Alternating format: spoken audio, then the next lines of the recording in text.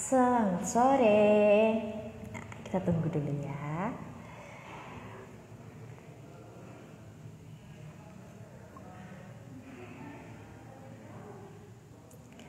Halo, selamat sore.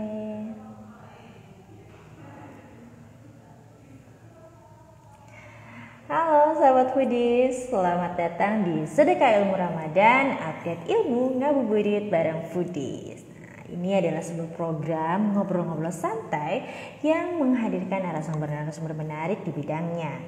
Didedikasikan untuk kemajuan foodpreneurs di seluruh Indonesia. Nah, salam kenal dulu, saya Widya yang akan menemani sahabat Foodies di kegiatan sore hari ini. Nah, sahabat Foodies, jangan lupa ini disimak terus acaranya sampai selesai karena materinya pasti hari ini menarik banget dan sangat bermanfaat buat sahabat Foodies.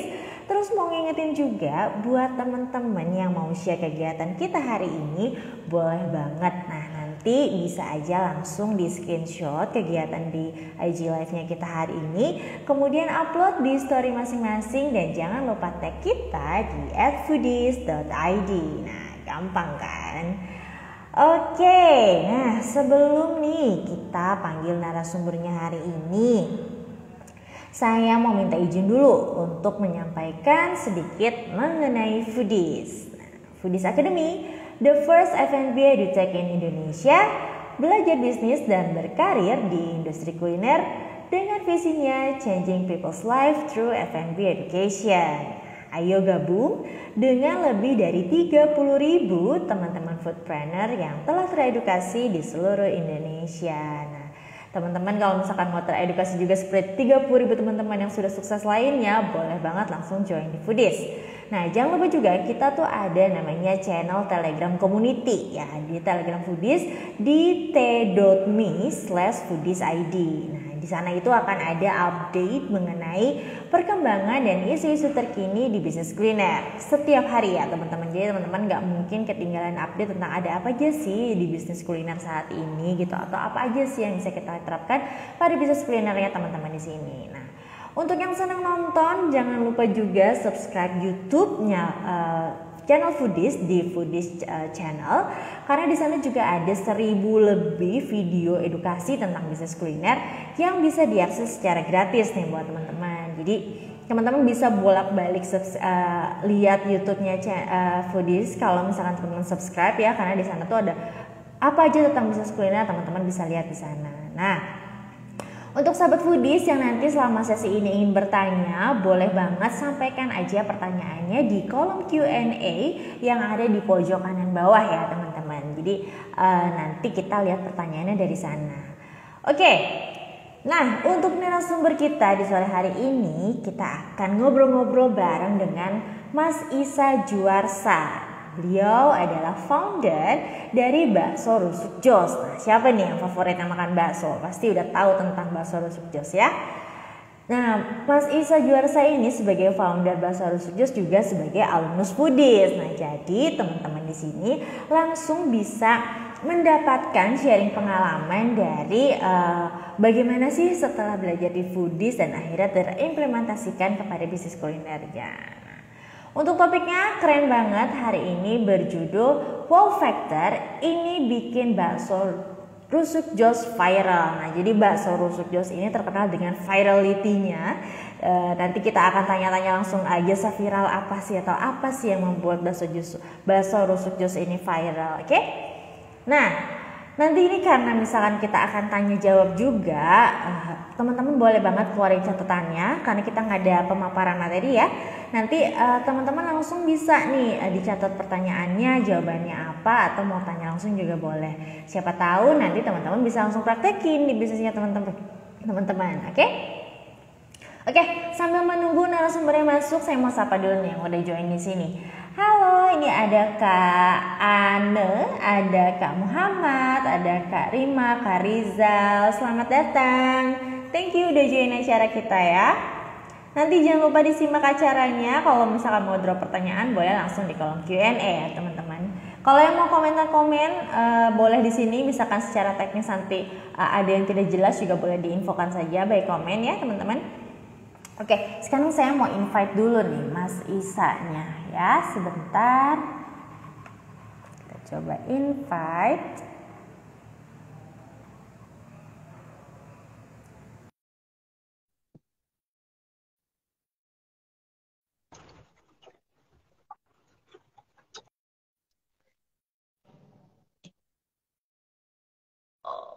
Akan coba ya, kita cek lagi ya.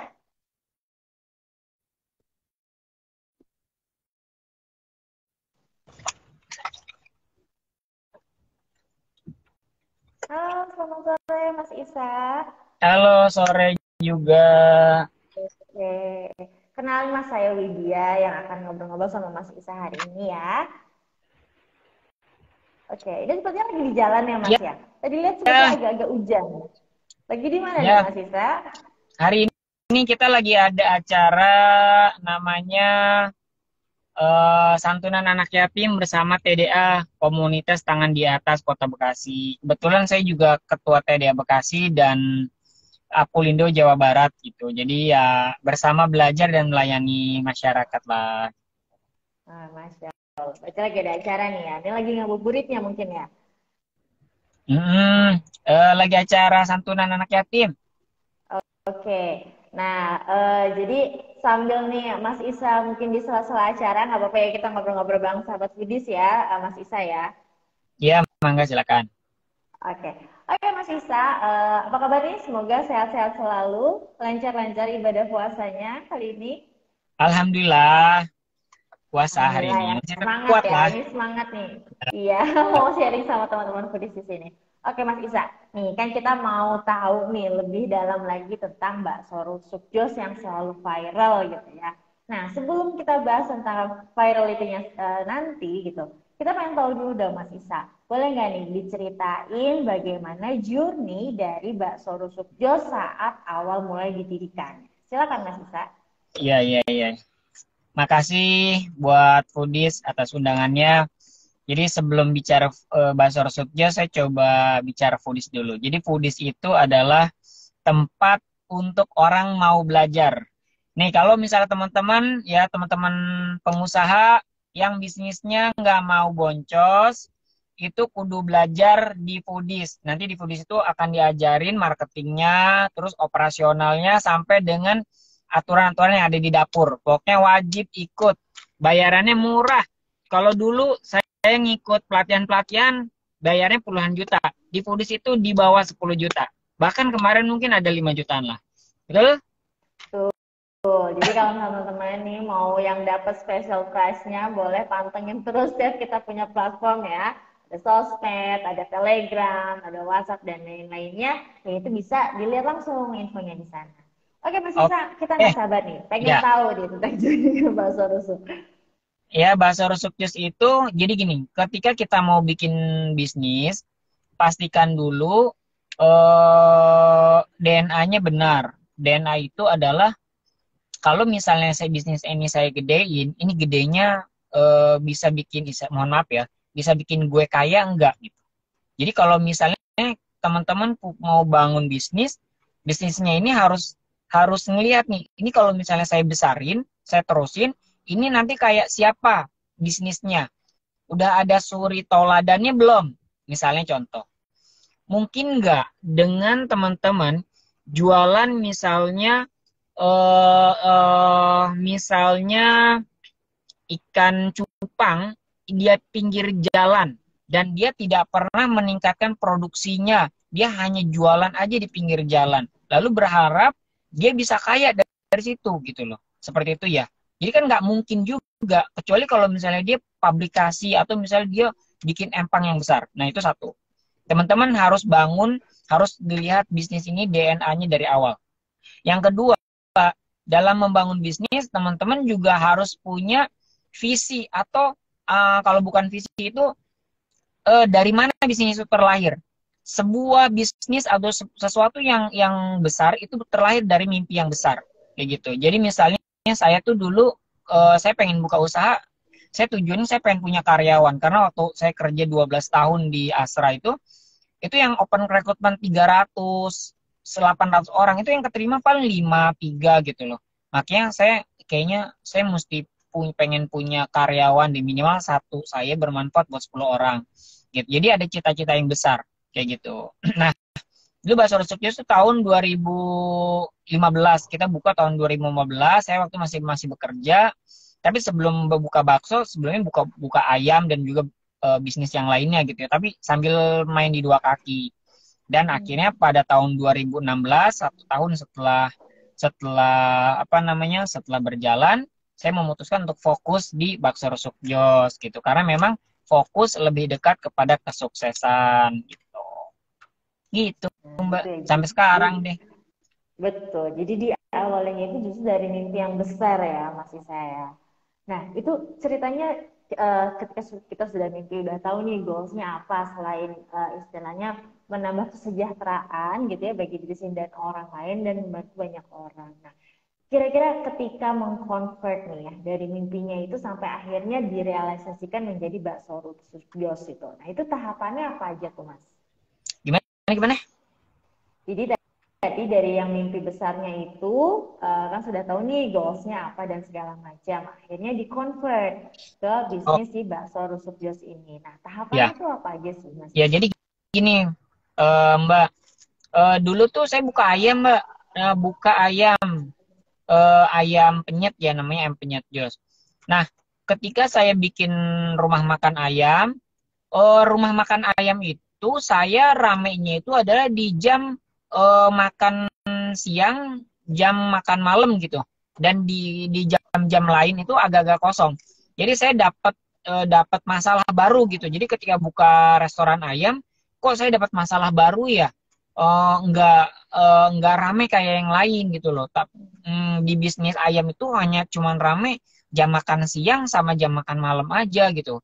Terus saya coba lihat gitu. Bisnis apa sih yang dia di rumah udah makan nasi nih, begitu keluar dia bisa makan lagi, makan jajan itu lagi, ataupun dia di rumah belum makan, dia tuh pengen nyari itu gitu loh. Nah, ketemulah akhirnya salah satunya bakso. Akhirnya di bakso itu kita buka tuh, yaudah bismillah, ayam jalan, kita buka cabang kedua yaitu buka bakso. Nah, di buka bakso ini gini Mbak, perbedaannya Mbak. Orang dulu sama orang sekarang beda Mbak kalau mau berdoa makan. Kalau orang dulu sebelum makan tuh berdoa.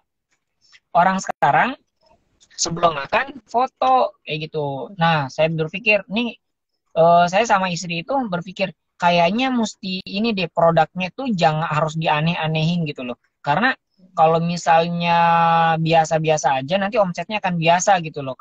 Kita tuh terlalu ketat banget persaingan bakso ya. Jadi mungkin buka pintu aja depan udah ada tukang bakso gitu ya. Akhirnya saya sama istri tuh yaudah gimana kalau misal kita bikin kreasi baksonya itu dikreasikan gitu. Karena memang sesuai dengan tagline di Astra itu inovasi atau mati gitu. Ya udah akhirnya kita bikin menu-menu yang ekstrim yang memang orang-orang cari gitu ya. Karena kan anak-anak sekarang tuh mereka hidup di dua alam, Mbak. Yang pertama adalah dunia nyata, dia butuh konsumsi untuk perutnya. Yang kedua adalah di dunia maya, dia butuh konsumsi untuk story-nya gitu. Dan itu kita harus bisa mengakomodir kebutuhan mereka gitu loh. Jadi oke, kita bikin bakso dengan varian yang memang rame kalau misalnya di videoin, layak untuk divideokan gitu loh, seperti itu. Gitu. Oke, nah jadi gitu ya, ada pembedanya ya Mas Isa ya. Nah, kalau kita ingin tahu tentang brandnya nih ya Mas Isa, kan Bakso Rusuk Jos ini sudah menjadi brand bakso nomor 1 di Indonesia. Kemudian akun sosmednya pun sekarang sudah verified, which is itu centang biru ya, kayak maksudnya eh, brand-brand bakso di luar sana gitu kan mungkin nggak pernah terbayangkan nih bahwa satu brand bisnis kuliner yang makanannya itu justru makanan sehari-hari sebenarnya sampai bisa verified, which is kenapa verified karena kan berarti tervalidasi nih bahwa bisnisnya ini memang banyak yang suka, kemudian secara bisnisnya juga sehat gitu kan. Nah, mau tahu dong itu kiat-kiatnya gimana sampai akhirnya bakso ini sendiri, value bakso dari ini sendiri pun terangkat nih oleh si Bakso Rusuk Jos ini. Mungkin ada kiat-kiat yang bisa di-share sama teman-teman, Mas Isa? Kiatnya sih sebenarnya buat teman-teman itu inovasi, Mbak. Jadi hidup tidak cukup beradaptasi. Jadi kalau teman-teman yang punya jualan dulunya rame, terus kemudian akhirnya sepi. Coba misalnya gini, kayak misalnya kamera itu mohon maaf, Fuji Fuji apalah gitu ya. Itu dia kalau misalnya tidak bisa mengikuti zaman, dia akan ditinggalkan gitu loh. Kamera tuh sekarang udah DSLR mungkin akan lebih canggih dari itu gitu loh. Jadi kita tuh harus bisa mengikuti keinginan pasar market. Jadi buat teman-teman harus ada inovasi. Produk-produk itu harus ada inovasi yang dimasukkan sehingga nggak akan digilas oleh zaman. Kita harus bisa menciptakan tren dan mengikuti tren. Gitu. Bisnis apapun itu ya. Gitu. Jadi kalau misalnya nih contoh misalnya sekarang ini restoran-restoran itu pasca pandemi ini teman-teman konsumen itu yang sesuai dengan target market kita ya. Misalnya dia lebih senang tempat masuk ke restoran atau kafe yang banyak unsur kacanya, yang catnya warnanya terang, putih, lalu kemudian ada efek daun gitu misalnya. Nah itu harus teman-teman harus pelajarin juga. Jadi memang ada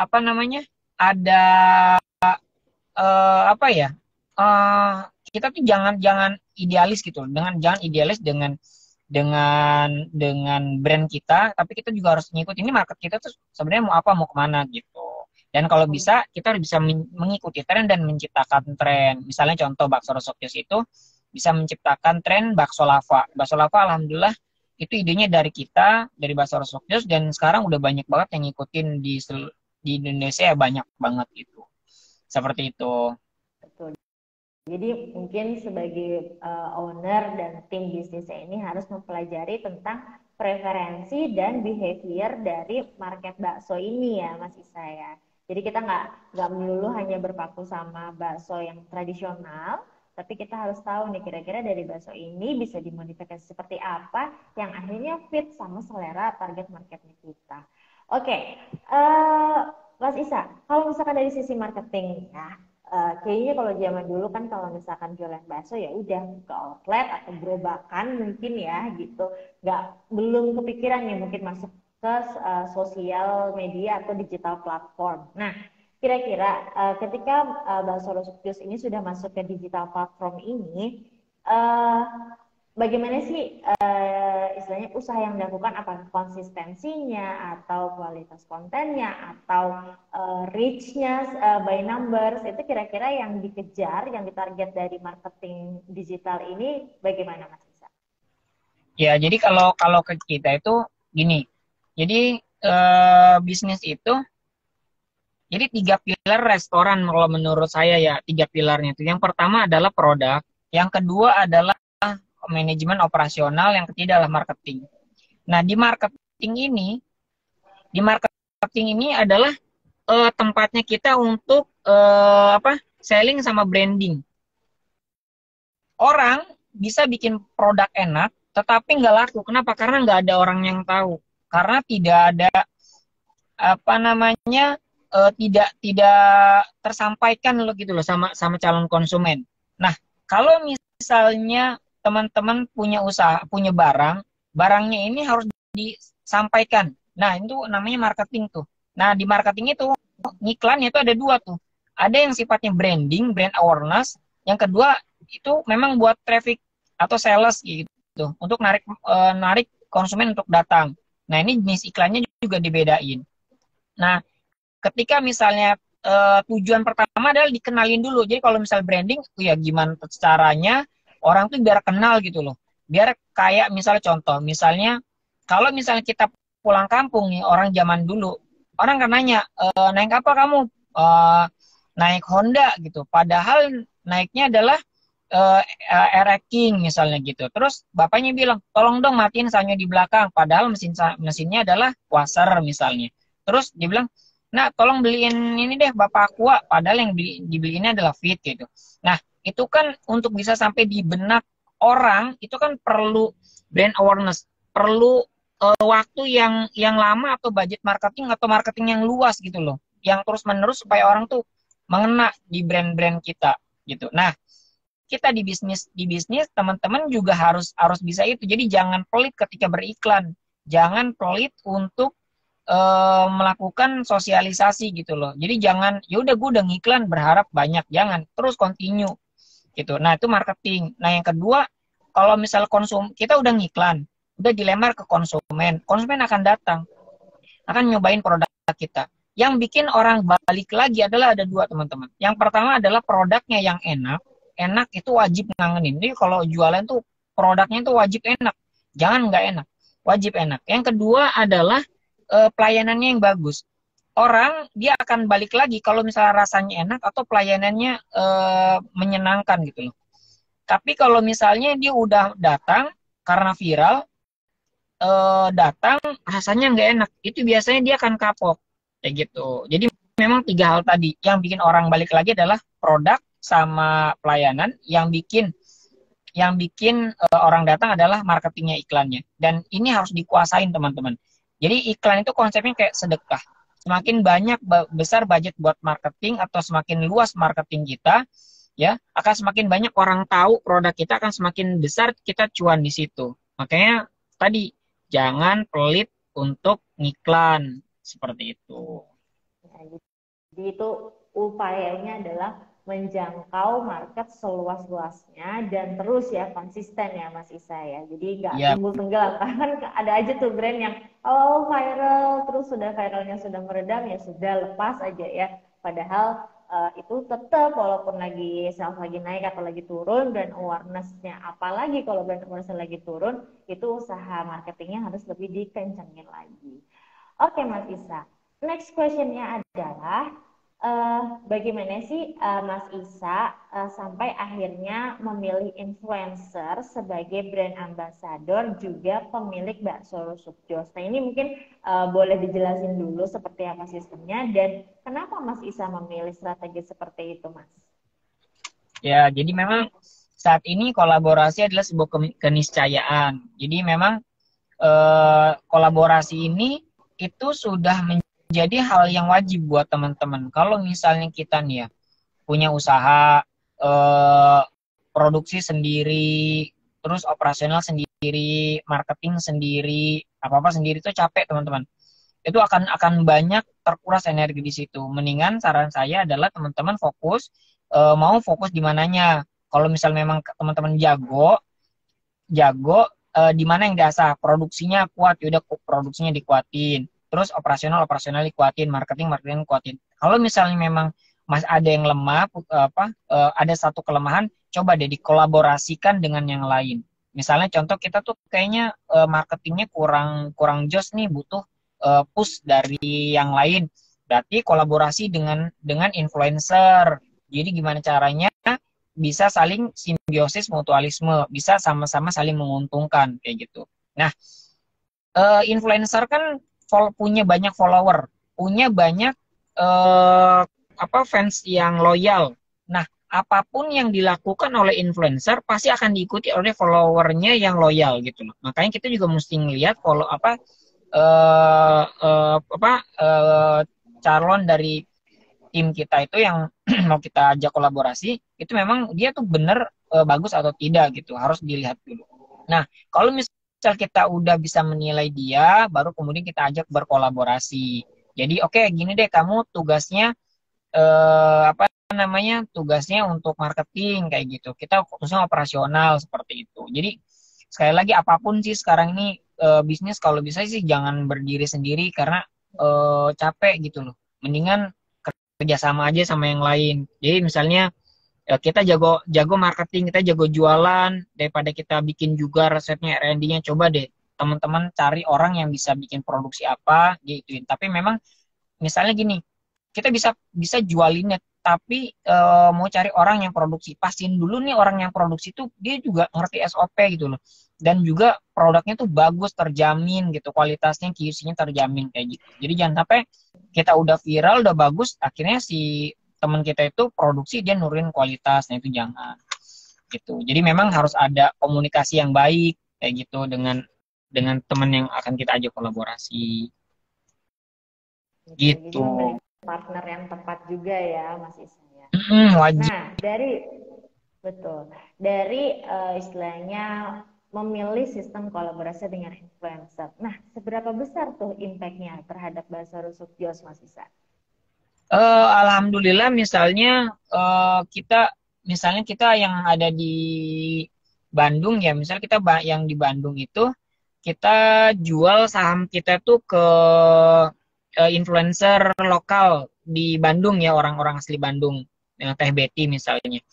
Jadi misalnya Teh Betty begitu dia beli saham yang ada di cabang tersebut, dengan begitu orang-orang Bandung akan bilang, oh oke, ini adalah restoran punya dulur aing misalnya, kayak gitu, punya dulur aing nih, punya saudara saya nih orang Bandung kayak gitu. Yaudah daripada saya beli ke yang lain, mending saya beli ke saudaranya sendiri kayak gitu. Jadi itu biasanya naik tuh sekira ya alhamdulillah bisa naik sampai 30, mungkin bisa kalau misalnya sama-sama kuat itu bisa naik sampai 50% sih, insya Allah itu bagus banget.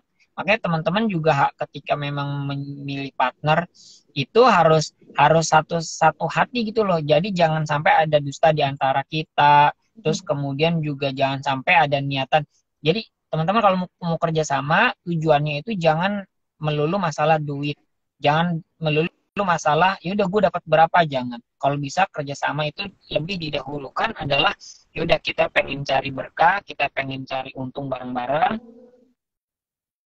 jauh lebih baik gitu dari yang sudah kita dapat kayak gitu. Gitu. Jadi jangan apa namanya? Jangan didahulukan masalah uang. Nanti kalau didahulukan masalah uang, nanti rebutan. Ketika bagi hasil itu lebih yaudah gue mana kayak gitu. Jangan seperti itu sih, Mbak. Pernah ngalamin nggak tapi Mas Isa pengalaman seperti itu? Pernah ya dulu ya, wajar aja sih pernah. Ya dulu lah pernah. Tapi sekarang udah ini ya, sudah tahu cara mengantisipasinya, akhirnya sudah memilih juga sistem yang lebih safe untuk semua pihak ya Mas Isa. Iya, makanya belajar di Foodies gitu. Sekolah di Foodies tuh buat teman-teman gitu. Saya juga belajar kemarin di Foodies, saya ngajak istri, tim belajar lagi kayak gitu. Betul, nah itu salah satu upaya ya buat kita bisa sustain di bisnis adalah kita harus update untuk belajar terus, karena ilmu itu kan selalu terbaharui ya, dan kondisi market juga sangat terpengaruh gitu ya oleh banyak faktor. Nah, dimana kalau tanpa ilmu kita nggak tahu cara mengantisipasinya, nanti teman-teman dan bisnisnya itu malah jadi pusing sendiri, kelimpungan, karena nggak tahu nih gimana how to handle the problem gitu kan. Oke. Nah ini Mas Isa. Jadi kalau bakso rusuk Jos itu kan terkenal dengan wow factor-nya ya. Dimana yang bakso rusuknya tuh rusuknya benar besar, terus ada bakso lava dan segala macam. Nah, strategi apa sih yang digunakan di bakso rusuk Jos agar si wow faktornya ini tuh meledak secara terus-menerus gitu. Jadi ketika kita kasih satu wow factor yang baru gitu ya, satu inovasi baru itu bisa diterima sama marketnya terus gitu. Itu apa kiat-kiatnya Mas? Kiatnya itu gampang, Mbak. Sering-sering lihat Instagram atau lihat lihat TikTok itu yang FYP itu apa gitu loh. Yang sering FYP itu apa? Nanti lo dari situ aja belajar. Oh, ternyata saat ini yang FYP itu adalah yang model prasmanan misalnya. Oh, yang sekarang ini yang lagi FYP itu yang banyak kuahnya yang kaldu-kaldu gitu, yang ada dibakar-bakar. Yaudah, itu berarti ambil bikin menu dari situ gitu loh. Jadi kita tuh kalau misalnya mau gini ya, kalau kita bikin R&D produk dan kita berusaha untuk memviralkan produk ini, walaupun produk ini memang tidak diterima di masyarakat, ini kita ada dua. Satu, kita perlu banyak budget biaya untuk memviralkan produk ini, yang satu. Yang kedua, atau kita perlu banyak waktu yang lama untuk memperkenalkan produk ini gitu loh. Nah, makanya kalau misalnya mau jalan singkat, teman-teman lihat aja yang di FYP. Di FYP itu apa sih yang sering nongol, sering dilihat orang, sering ditonton orang gitu kan. Kalau misalnya di YouTube mungkin yang trending, coba dilihat deh. Yang trending itu apa sih misalnya, contoh ya. Saat ini misalnya kemarin itu BTS tuh lagi rame banget tuh di Indonesia gitu kan. Terus akhirnya diambil kesempatan itu sama McD bikin menu BTS, rame langsung serbu. Kayak gitu. Jadi teman-teman juga harus pandai melihat peluang. Nah, saat ini tuh kita bikin bikin namanya Seblak Teh Betty. Ya, itu brandnya Teh Betty tuh kalau misalnya makan Seblak Teh Betty tuh ngantri banget gitu kan, rame banget. Kenapa? Karena tadi kita mempelajari, oh saat ini adalah lagi prasmanan rame nih, prasmanan dengan harga murah gitu kan. Jadi konsumen saat ini nih lagi pengen harga murah, yang kedua rasanya enak, tempatnya bagus tuh gitu. Jadi kalau bisa main di situ tuh hebat banget teman-teman, insya Allah bakal rame lah gitu kan. Saya ulangin, harganya murah, rasanya enak, tempatnya bagus. Nah itu biasanya rame lah gitu ya, yang makan banyak, yang ngantri banyak. Seperti itu. Terus kemudian kalau misal sebelum launching ke pasar, teman-teman mesti di tes pasar dulu, tes food nih, misalnya tes market. Panggil aja 20 orang dicoba set. Kalau misalnya 80% ya mengatakan enak dan oke, atau dia mendapatkan value atau misalnya dia puas, oke, lanjutin. Tapi kalau misalnya di bawah 80%, misal 60, 70, jangan deh, mendingan gitu. Kalau bisa semua bilang oke, baru hajar. Kalau enggak, bikin produk baru lagi kayak gitu. Karena memang pada dasarnya ya makanan yang enak tuh enak, makanan yang enggak enak tuh enggak enak kayak gitu loh. Jangan dipaksain gitu loh. Itu dasar banget gitu. Jadi makanya buat teman-teman juga ketika misalnya punya tim R&D, ya harus berani berkata enak, tidak kayak gitu. Gitu sih Mbak. Nah gitu ya, tadi teman-teman udah dicatat, rasa enak, harga murah, tempatnya bagus. Jadi itu adalah satu kunci sederhana sebenarnya ya Mas Isa ya. Yang harus dipelajari adalah rasa enak seperti apa yang konsumen mau untuk si produk kulinernya. Nah Mas Isa, ini mungkin jadi pertanyaan terakhir ya Mas. Gimana caranya untuk menciptakan work factor ini biar bisnisnya itu lebih sustain dan memiliki impact yang signifikan untuk salesnya. Karena kan mungkin banyak juga di luar sana yang melakukan work factor, istilahnya bakar uang dengan budget atau segala macam, tapi mungkin salah perhitungan atau gimana, jadinya justru nggak profit gitu, boro-boro gitu kan, sales tinggi tapi profit nggak profit gitu.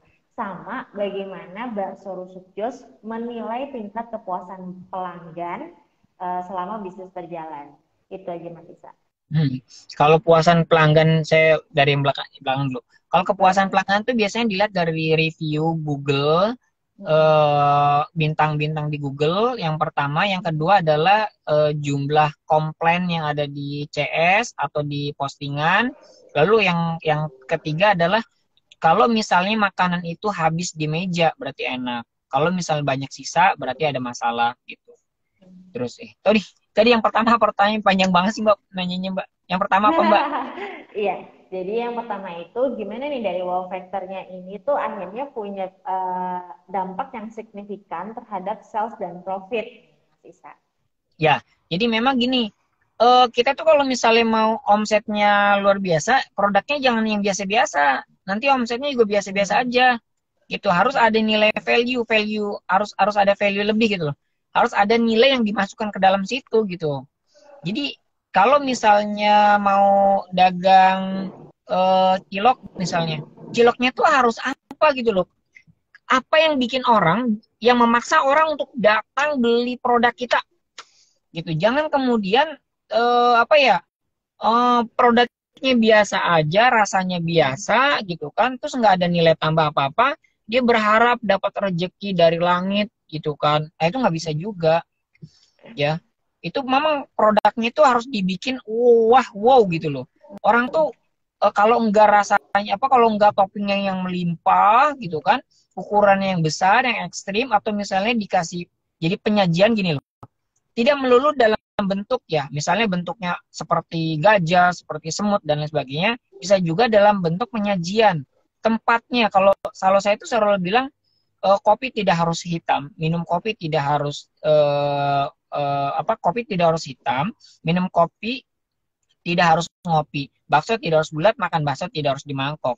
Jadi kalau misal teman-teman punya usaha, coba deh diinovasikan. Produknya ini kalau misalnya memang teman-teman ini produk-produknya ini bisa dibikin aneh-aneh kayak apa, kalau enggak cara penyajiannya, penyampaiannya gitu loh. Kemarin kan kayak misalnya seafoodnya babe apa babe apa gitu ya yang dia pukul-pukul jebret jebret jebret jebret gitu loh.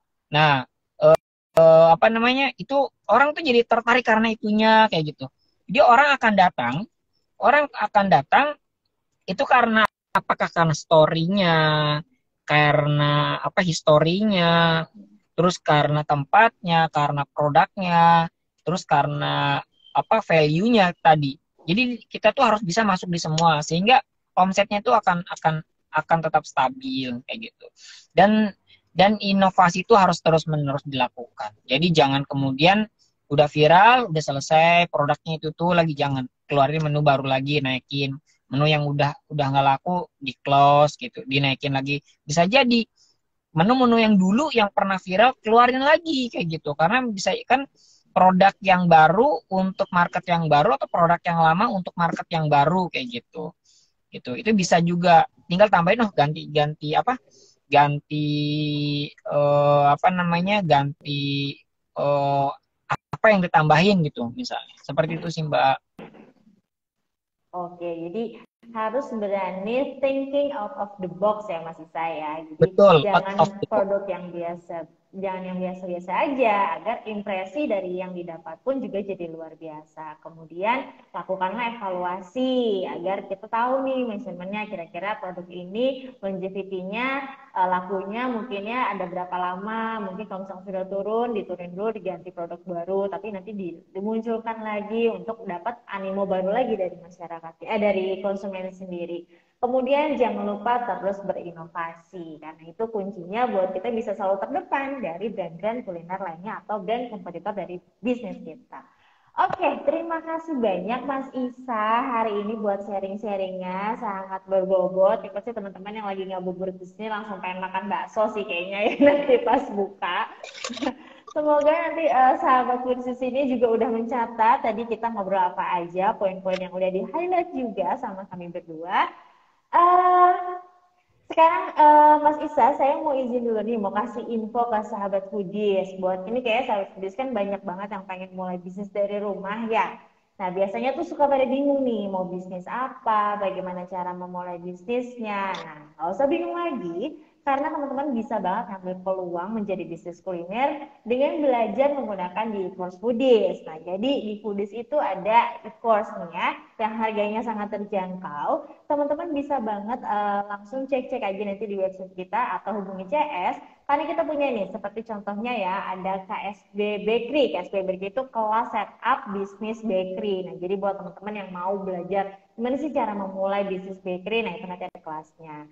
Kemudian ada juga e-course untuk resto manager. Nah mungkin nih kalau Mas Isa udah ngalamin gimana caranya mengelola SDM untuk di cabang gitu, untuk di outlet itu mungkin agak sedikit tricky. Nah, itu bisa dipelajari di e-course ini. Kemudian ada e-course ayam goreng, ada KSB aneka bolu viral, ada e-course fast track juga. Nah, kalau fast track ini nanti teman-teman tuh bisa akses banyak e-course-nya, jadi nggak cukup satu ya, teman-teman.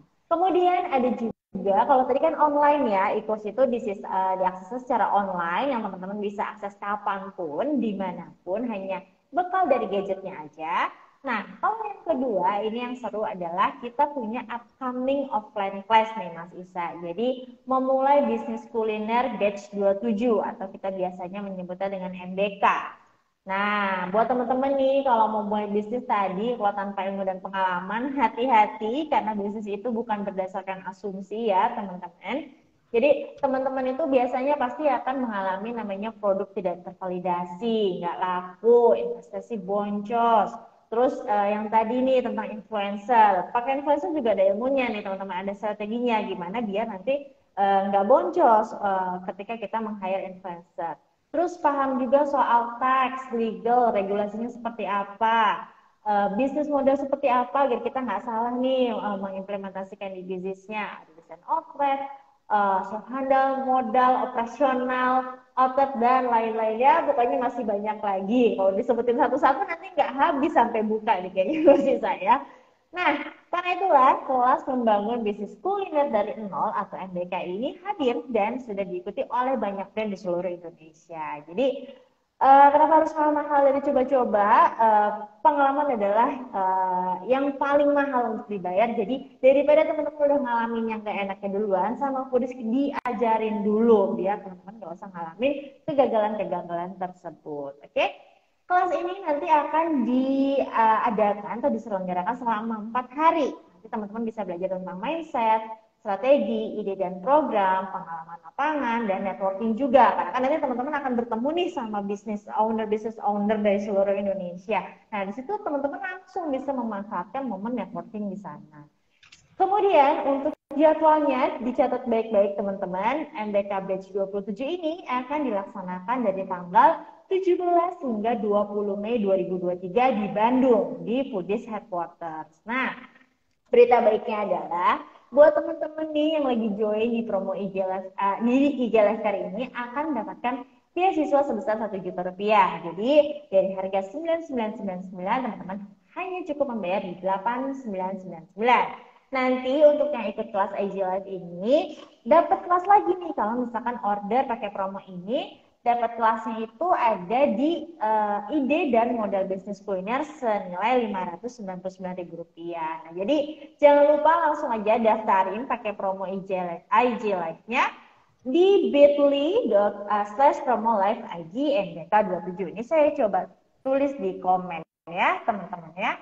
Nanti bisa langsung tanya-tanya di situ atau kalau mau hubungi aja langsung di WA CS Foodies di 0811 2009 7974 atau mau DM Instagram juga boleh di @foodies.id sekarang juga. Oke.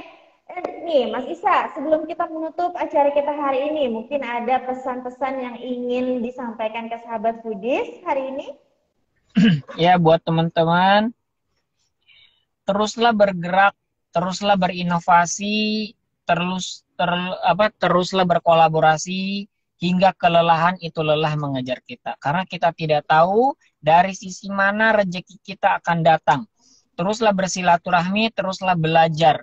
Ini tadi ada guru saya, ada Bang Rex, terus Kang Dewa, ada Mbak Sarita, ada Teh Betty juga. Jadi ketika kita belajar sama orang, kita harus kosongkan gelas, ya, kita nggak boleh jadi orang yang sok pinter. Jadi kalau misalnya pastikan diri kita itu memang haus belajar, karena bisa jadi suksesnya kita tuh bisa ambil, diterapin dari sisi mana untuk bisa bikin kita sukses, ya. Jadi jangan sampai kita merasa paling jago sehingga kita lupa. Jadi blind spot itu ada.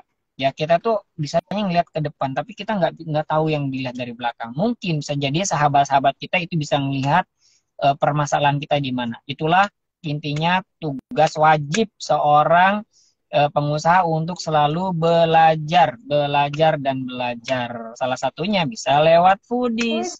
Seperti Betul, karena Mas Isa juga salah satu alumnus Foodies yang sekarang bisa merasakan atau menikmati kesuksesan dari bisnis kulinernya.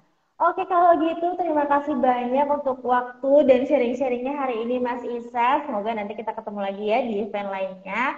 Sehat-sehat selalu dan terima kasih juga buat teman-teman yang udah nonton di sini, yang udah join di sini. Oh iya Mas Isa, biasanya kita ada foto bareng nih sama teman-teman yang udah hadir. Mungkin kita bisa berpose biar teman-teman nanti bisa capture dan sharing di IG story masing-masing. Oke, kita gaya ya Mas Isa ya. 1, 2, 3. Kayak lagi. Biasanya kalau misalnya Foodies gayanya kayak gini nih Mas nih. Kayak gini ya. Oke, coba boleh ikutin. Iya. 1, 2, 3. Oke. Terima kasih banyak ya teman-teman. Jangan lupa nanti kalau sharing di tag di @foodies.id, Bakso Rusuk Jos dan Mas Isa.Juarsa. Sampai ketemu lagi di Foodies on Sharing, sedekah ilmu Ramadan berikutnya. Maju terus ke bisnis kuliner Indonesia. Terima kasih. Terima kasih. Assalamualaikum. Terima kasih teman-teman.